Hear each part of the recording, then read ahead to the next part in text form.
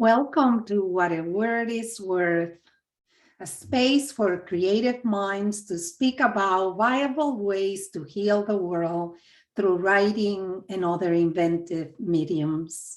This is your host, Marianela Medrano.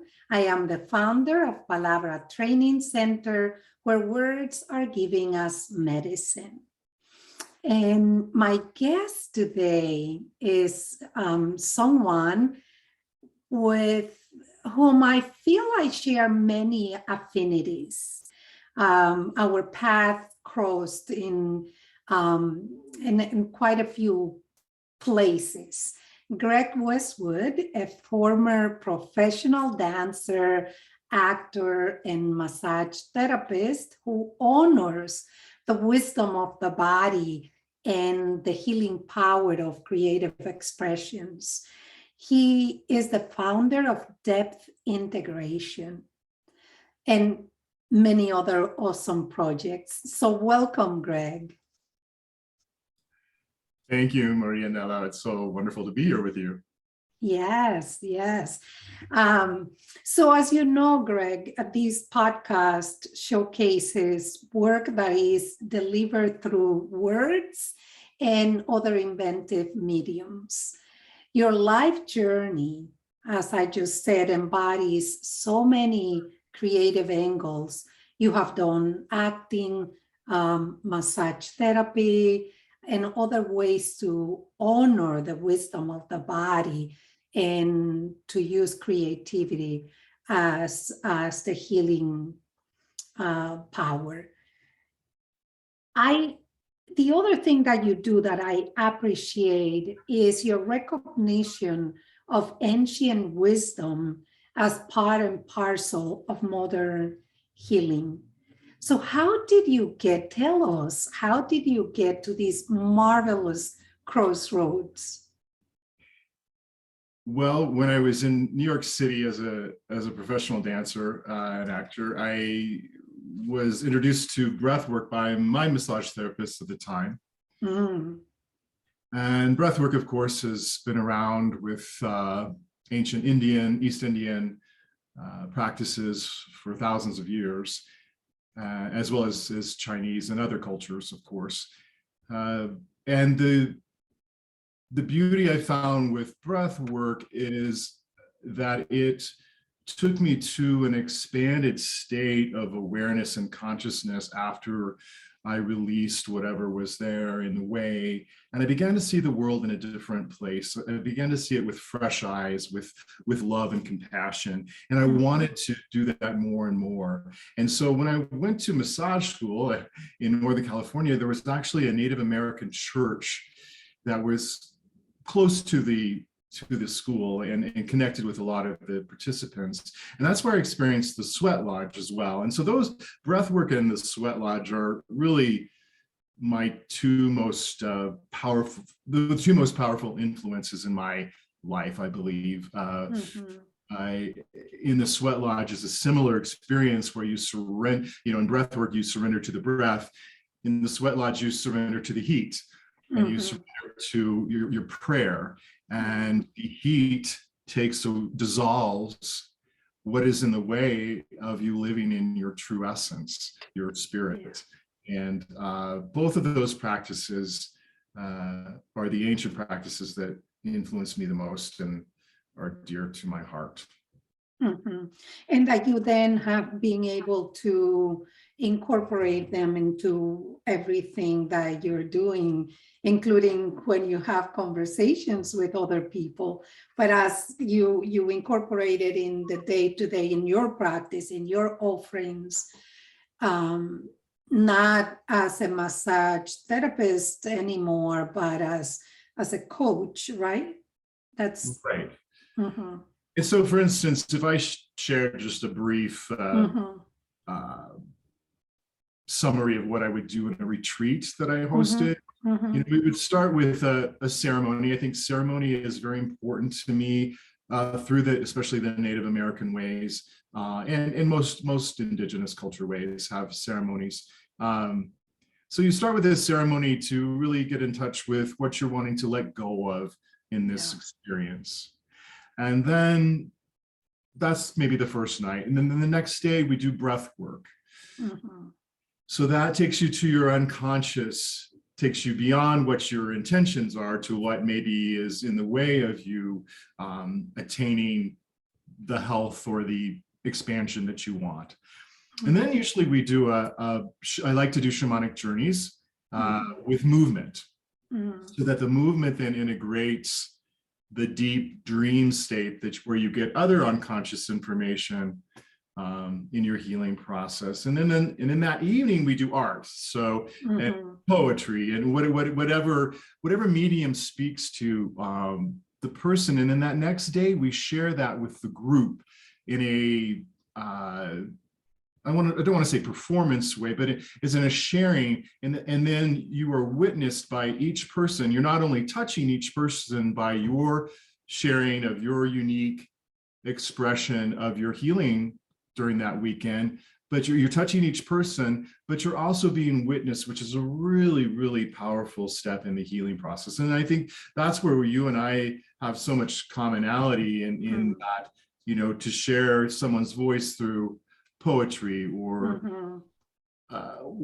sound or song, or or then movement, or which has its own voice. Obviously it's not in words, but I think people experience the wisdom of the sharing that movement gives them, I guess is the best way. Yeah, and what I'm thinking is that you are guiding people to think not only with the mind, but with the body, to feel and think and emote through this connection between the mind and the body. And I think that's one of the common mistakes that people have in their mind, in their healing process, is that they can fix it in their mind. Right. Mindfulness is obviously an incredibly powerful tool that is necessary, but it's part of the puzzle, and if you think you heal something through your mind and your thoughts, and then you didn't, the body will bring back that sensation much louder the next time. Yeah, exactly. Until you pay attention, until you welcome and accept that feeling, that sensation, experience it and express it fully, then you change your mind. Then after it's counterintuitive to our culture, but you go into that pain, you go into that feeling, express it fully, and then presence, or your life force, rises through your body, and you have a new awareness, you have a new consciousness, you have, and then from that place, from your heart, you're able to take steps in your life that are in line with your heart and soul, instead of how you think you should be, or all those. Which is not divorced actually from mindfulness in the Buddhist tradition, right? Where is this integration of all our parts and our awareness, and this constant traveling between the inner world and the outer world, and integrating those two passages with everything that is. Having been, I'm sorry. No, that's okay. Having been, a student and a former teacher at Naropa University, which is a Buddhist school up here in Colorado. Yes, I guess what I was trying to say is the mindfulness from that perspective is creating that relationship with your witness, that part of you that observes what you're doing, that's separate from your thoughts. I think what I was speaking about before was just your mind, your thoughts, but that mindfulness that develops that witness, which then leads, which then you are in contact with when you let go of the stuck emotions or the pain or whatever that you're experiencing in your body. That witness then finds the most beautiful expression of yourself to support. Yeah. It's when we let go of all the hooks. Exactly. Oh, that's perfect. Yeah. I call them hooks. So people call them suction cups, that we have with, and that's in relationships too, of course. Yeah. But you're you have worked in so many projects, but there are two that I wanted you to go in a little bit more. And one is the AIDS Medicine and Miracles. I want to hear more about what your involvement was with it and how you created the healing work through that project. And then, of course, I want you to talk a little bit about the Conscious Embodiment Summit that is still going on. Yeah, so AIDS Medicine and Miracles was developed back in the 1980s when it happened, when the pandemic started. And I believe it was Bernie Siegel and Marianne Williamson were the main founders of that. And what they did is they really explored other ways of healing. I remember there was one class where this woman was just laughing. She was teaching you how to laugh and how that laughing released, tension. And it was just a beautiful, simple class. And that's what it was. It was laughing. And so it supported people like myself, and I was very young at the time, to share, I hate to use the word alternative because they're so ancient, but other ways of healing. Because obviously the medicine at that time wasn't doing a very good job, or there wasn't enough research or whatever to help that terrible situation. And so we were presenting other ways for people who were suffering, and caregivers especially too, because that was such a draining and life-sucking process for them to keep being with people who kept passing. It was very hard for the caregivers as well. So it was a really beautiful series. I'm not sure how many years it lasted. I know that I was in two of them. It was here in Boulder, Colorado. And so that's actually when I developed my little thing of doing a shamanic journey and then having the authentic movement afterwards integrate that. And also I do use time to write as well. But that's why I love to work with you, because that piece I would love to have somebody who is astute and very wise in that medium to help. But yeah, so it was a beautiful experience, and there were hundreds of people that really benefited from all these different unique modalities that shifted people's experience. It took them out of their pain, and then it also encouraged me to create this movement group in my master's program for my internship, where I did work at the Colorado AIDS Project. And we had a movement group of these gentlemen, and I wish I should share. Can you stop for 1 second? Can I read a poem?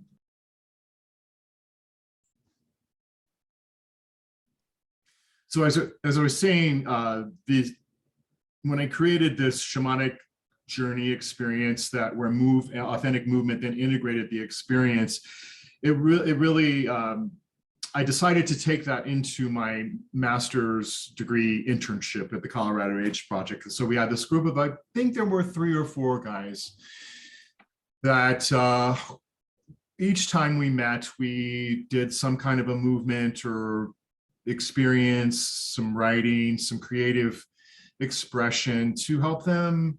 In my opinion, I was trying to help them actually change their physiology. I really still have the belief, and I don't think everyone maybe is able to do that, but that movement and breath and creative expression and writing can really actually change our physiology. So that's my deep belief, and I don't have, there are people proving that now. And so I guess that's a really dear to my heart. So what I'd love to share is this beautiful poem that so what we did is we had this experience, and then we did a performance at this Mercury Cafe, which is in downtown Denver, and it has a stage, and there were lots of people there. And we put together their experience through the semester and into a piece where they spoke and they shared and moved and creatively expressed their experience. And it was called Fluid, which was beautiful because that was what AIDS was about, fluids, and or is about. And this one gentleman wrote this poem, and if I get emotional, it's just a beautiful poem. So I'd love to share. I throw. The healing energy protects me. I throw. The healing energy encircles me. I throw. The healing energy engulfs me, swallows me whole. And I patiently float in the blue-green fluid. And it is so still that I have started forgetting the boundaries of my body. Where do I start? Where does it connect? And this darkness inside my veins has brought light to certain blackened areas of my brain. The gray matters. The gray matters. Suspending liquid keeps me afloat and away, island-like. All I can see is up. Colors all around me, orange, blue, green, black, yellow, shift, swirling, swimming. All I imagine beneath me is a murky, thick gray, as I still lie suspended in healing and patiently float, trying not to be sucked under by the monsters in the dark underneath, trying not to panic. Panic leads to drowning, overwhelming, swallowing. All of the imaginary dark, so I float patiently with focus above. This dark gray whose surface I float on, this blackness which swarms within, holds me up, pulls me down. And if I let it be and be with it, I'll live. And if the thoughts it brings consume my mind, it can kill me. But one thing remains certain. It is me. Wow. So I'm so glad you shared that poem. Yeah, I mean, that to me was the ultimate expression with beautiful words and emotion of his experience that he uncovered by moving and breathing and but so eloquently and for me emotionally put into. I mean, so much they are, they play with the movement, of course, but the playing with the colors and this idea of an island floating in an island is such a beautiful depiction of a very painful reality, right? But the other thing that calls my attention, and you probably, I wonder if you can speak about this, a pandemic, the one that the AIDS was, and I'm so grateful that we can speak of it in the past, right? But it puts people in contact with the reality of death and dying, right? With our mortality, which then tends to bring up a wisdom, right? That otherwise we're not able to tap until we are, is that, do you agree? Oh, And of course, yes. yeah, yeah. Yeah, I think if what I love about, well, let's see where it's, yeah, I think breath really Mm. mirrors life and death, the Mhm. inhale and the exhale, Yeah, the yeah. bringing in, the letting go, Right, the right. cycles of Yeah, that. And when you get in touch with that fear of death, that it not only, of course, makes you live more fully, but for me, it's really created the desire that several indigenous cultures support, in that I want to leave this world mm-hmm. in joy, Mm-hmm. in Mm-hmm. appreciation. And our culture does not support that at all. No. And that's what I hope for myself, and what I hope for anybody that I can touch Yeah, or work with, is that to continue to expand yeah, through death, to yeah. continue to expand to that next level wherever we're going, Mm-hmm. instead of shrink from it. And that's part of the source, right? And was the breath work that you did related to the work of Stan Grof? That was the And first work. That was the first work I was exposed to in New York City. And then when I went mm-hmm. to the massage school, is where I was also getting a certification in transformational therapy at the time. It was before Mm-hmm. there were any degrees, in the work that I do. Mm-hmm. There were certifications at that time. And so then I studied with Gay and Kathleen Hendricks. So the Mm-hmm. Hendricks work at that time was called Radiance Breath Work. Very similar. Not as much not as much as of the music that, I mean, there was music involved, but what I liked about, and holotropic breathwork is beautiful, and it's a Mm-hmm. wonderful experience. And there's music, and there's kind of like Mm-hmm. a method to it. What I liked about what Gay and Katie do, and Gay has a beautiful, it's a really simple book called Conscious Breathing. Mm-hmm. It gives you, when you're able to go to an expanded state, it's almost like when you're able to, if you do medicines of any sort, once you get to that place, you don't necessarily need to go to in a huge experience each time to get that to that place again. But there are smaller techniques of keeping you open. Mm-hmm. In my interview and the summit that you were beautifully a part of a few weeks ago, I did the exercise where you bounce a ball up and down your belly. Right. And that relaxes the organs, because a lot of our holding is in that area. A lot of our feelings are in that area. So, Yeah.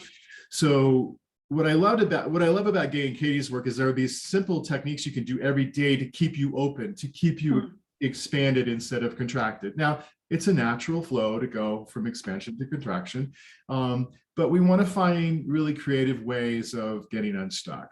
And there's some really simple ways to do that with your breath and movement, that and expressing your feelings too. But I don't know if that answered your question. I kind of went. Yeah. So then all this work that you've done, can we say that that's what empties out into the Conscious Embodiment Summit?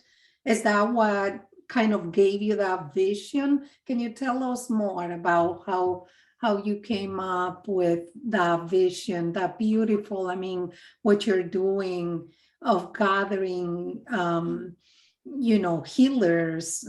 I don't want to call them professionals, but mostly people who are involved in greater purposes, right, in the work that they do. Can we say that, yeah, this is the result, your desire to... Yeah, and what I loved about this particular summit is so many of the presenters actually did exercises that the participants can can use in their life. And I think that my intention was to share the power of this work to as many people as I could, and to gather beautiful people like yourself to share their wisdom, their creative ways. And I love this year, especially with you and the fourth day, you're much more than a poet artist. I mean, you're a doctor as well, but I had you guys on that day because there was art is healing. When you read a poem, when Owen and Michael, the brothers from Ireland, sing a song and read a poem, when I'm in their presence, I feel as much expansion as I do doing a breathwork session. If I really listen, if you tune in, yeah. And so I really, the one aspect that maybe is different in this summit than maybe other trauma summits is that I really wanted to showcase the power of creativity and art, and as a healing modality. Just because it was for me as a performer, and it is for me as a audience member, as a witness, and so I don't know. Does that? Yeah, no. I agree with you that this summit. I noticed also that most of the presenters went to extend offerings that were very palpable, very gave people a good idea of what they can obtain from the person. In that sense, I'm going to ask you then, let's go to this idea that's threaded through your work, which is doing soul work, or the soul as a concept. So in different cultures, the concept of soul has different meanings. Right. So what is your personal interpretation of soul work? And perhaps, to continue in the manner of the summit, give us some examples of how you help people find their unique creative expression of the soul. Yeah, that's such a great question. To me,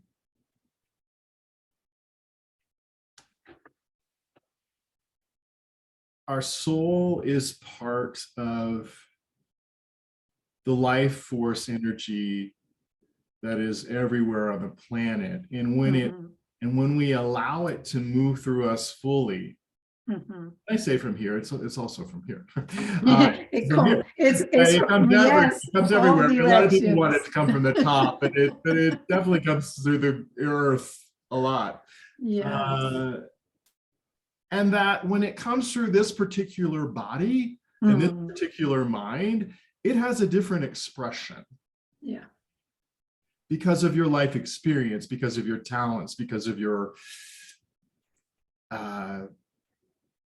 beautiful divine contribution that only you have. And I guess that's what I learned so much in the Native American culture, sitting around in that circle, is that every person in that circle is imperative. Yeah, they're imperative to the success of the circle. And so when we're all operating on our highest, well, I hate to say this, vibration, that's what a lot of people say these days, but it's so true. When we're operating from our most beautiful selves, we're not only healing ourselves, we're healing everyone in this experience called life. Now, I believe that presence, another one of the work that I've studied is called Diamond Heart Diamond Heart approach with Hamid H. Almas. And he talks about being lived. And that's my goal, is to be lived by soul, by spirit, by life force. And when I do that, all my life experiences turn out in ways that are beyond what I could have ever imagined. Because it's not something else. It is what we are connected to. Is I am letting go of all my concepts about how that's supposed to be and letting that presence move through me. I do that in my work. I try to do that in my relationships and in my everyday life to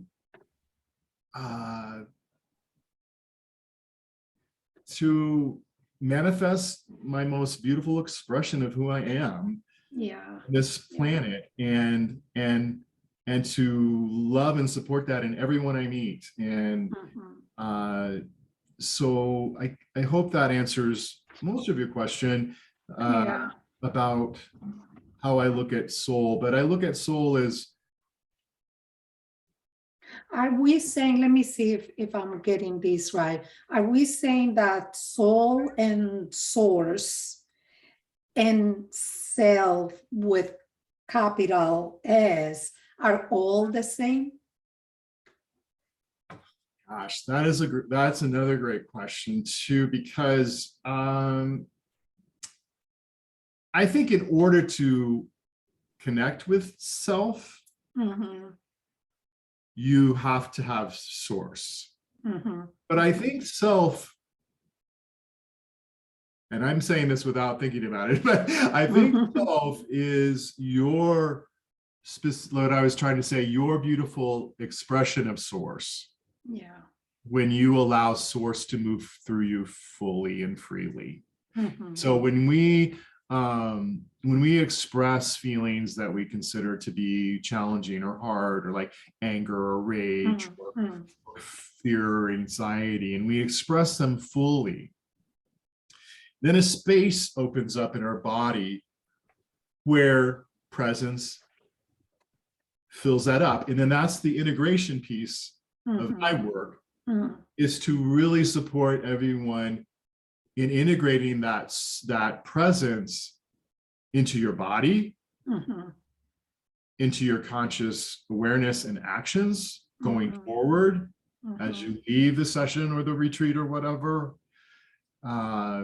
so that you can be living or be lived more often in your life. Is that? I really love, yes, I really love that concept of being lived. It's changed my life. It's completely changed my life. It really. And Greg, the other thing that I'm hearing through this is that idea of compassion.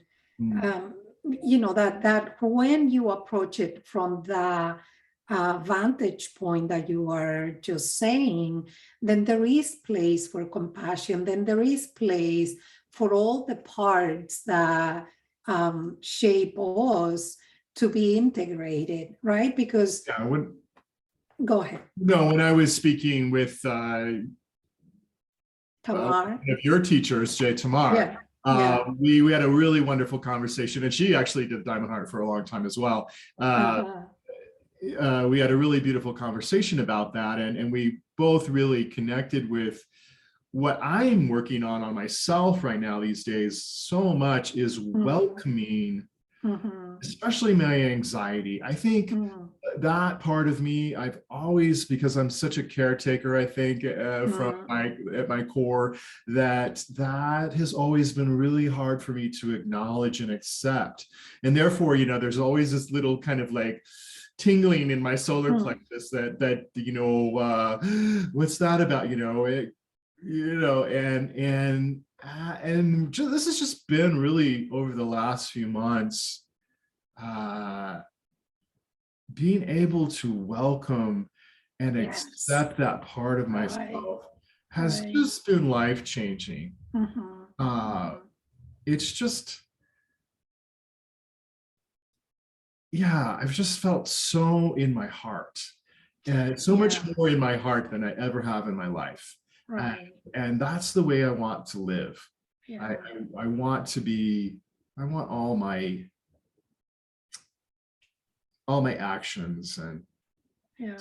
to come from here, to come To from my come from there. So yeah, so then is that compassion, like without compassion, you cannot welcome any of these parts, or without this love that is not, what we know as romantic love, but this meta, right? This Yeah. love that goes beyond anything we can possibly express, is immeasurable.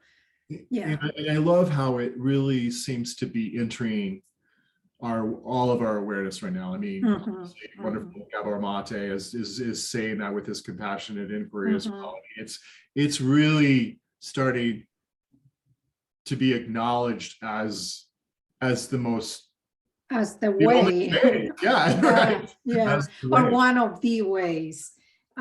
Yeah. So you're saying that in your own experience, in your own personal experience, working to get to that yes with anxiety is something that you feel you are doing through compassion, through what other things help to get to welcome. I always, when I teach compassion and acceptance, I always use Rumi's poem, The Guest House, where he Right. right, he's saying invite them all because they might be a gift, from beyond. um Go ahead. Well, I think with anxiety, especially, Mhm, Fritz Perls has this, the developer of Gestalt therapy, has this beautiful quote, and mhm, I think it shows the power of conscious embodiment practices, is mhm, that he said, and it really relates to what I was just talking about. mhm. Fear is excitement without breath. Fear is excitement without breath. So if you notice, Mhm, when you feel fear mhm. or when you feel excitement, they have very similar sensations. Yeah, They have tingling. yeah, They have like kind of like a buzzing. They have all yeah. of that kind of sensation. But our minds, Mhm, depending on where we're at, mhm, will often influence what we perceive that we're feeling mhm, as maybe not true. And what I find, especially doing these summits and different things I'm doing in my life, is I go for a bigger expansion. There's mhm, always, something that comes up that's in the way of that, and mhm. if I breathe into it fully, that fear transforms into, wow, I'm getting more expansive. I'm, whoa, it's like that. And then you just keep breathing, and then you feel that flow, and then you feel that Yeah, expansion, you feel that beauty, and you feel that connection to all that is. And that, I guess, is the best way to describe the real benefits of conscious embodiment work for me, is mhm. we're really able to welcome these parts of ourselves that we've said are bad, or not who we really are, or whatever, but bring them all in and breathe into them. It then transforms our experience into into the best way I can describe it is into a life that is filled with joy, and then conscious, it just in curiosity, and it always surprises you Yeah, with that even pain or anxiety becomes a source of knowledge. That's the key, right? And that if we only want to lean on what is positive, then we're depriving ours. It's like we're covering up a big, huge portion of our reality. right, exactly. And that pain becomes more challenging the Mhm, more you don't pay attention to it. mhm, mhm. And Yeah. it's always, it may be a hard journey, it may be emotionally charged, but there's always a beautiful shift of love afterwards. There just always Mhm. is. Mhm. I just don't, I can't explain that. Mhm. Mhm. I can't explain how that happens. It's one of the miracles, it's one of the mysteries of life. But when Yeah. you are able to get the support from whomever to go through something that's really hard for you, the other side of that is really love. Yeah. And I don't want to sound woo-woo, but it's true. It's true and it's real, and that and we're talking about ultimate love, right? We're talking about a universal power that moves the world. There is no other thing moving the world but love, or that the whole universe. So yeah, it's not woo.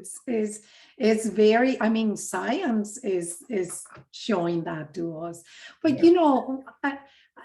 one of the things that your bio says is that you are a spiritual risk taker, right? And of course, when you realize this, that at the end of all these things there is love, then you can just lay back and flow and let yourself fall back into the uncertainty of certain things, and that there is that love that's there. It doesn't matter how painful things are. Yeah, Well said. yeah, yeah, yeah. So, what is a final message that you want the audience to know about your work, and how can they access more of your information about your your work and your offerings? Well, there's obviously my website.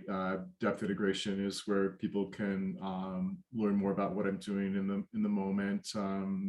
Sign up for my mailing list and for offerings.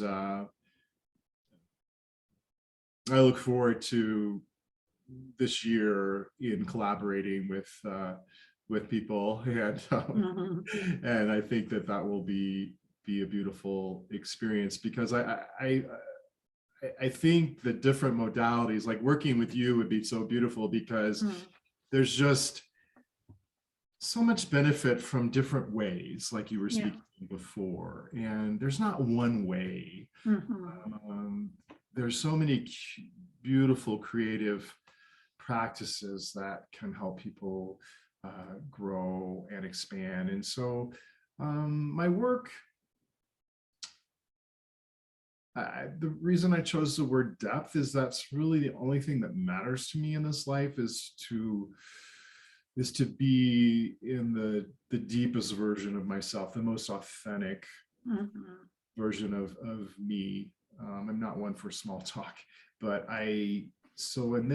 but what I also find is important is the integration piece. So, a lot of people go from here to here to depth, Mhm. more expansive experiences, and yet they don't somehow bring it into their daily lives. And there's some really simple ways to do that. And so I hope to offer that to my clients and to people that do workshops with me, is that there's really some easy ways, and let's make it fun. I mean, Mhm.